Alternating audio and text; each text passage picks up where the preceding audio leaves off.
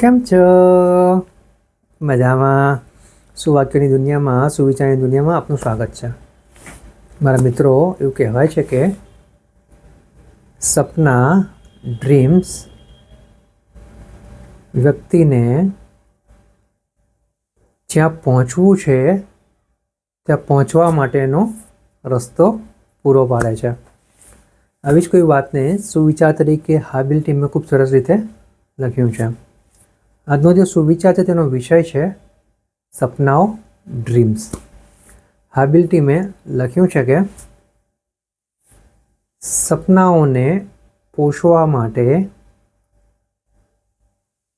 તેમને કાર્યોથી સિંચવા જરૂરી છે.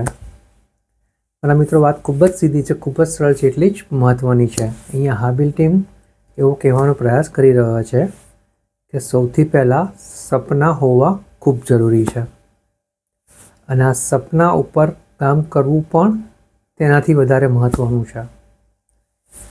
કારણ કે મારા મિત્રો, સપના ફક્ત સપના જ રહેશે જો તેની ઉપર કામ નહીં કરવામાં આવે.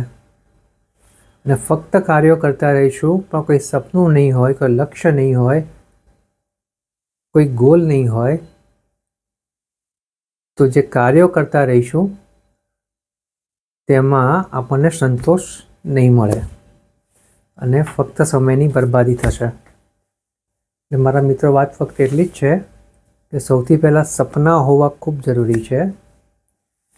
સપના એવા હોવા જોઈએ કે જેનાથી આપણા સમાજનું, આપણા દેશનું, આપણી દુનિયાનું અને આપણી સાથે જોડાયેલા લોકોનો પણ વિકાસ થાય, તેઓ પણ આગળ આવે. એટલે વાત એટલી જ છે કે સૌથી પહેલાં સપના હોવા જરૂરી છે અને સપના ઉપર કાર્યો કરવા પણ એટલા જ જરૂરી છે.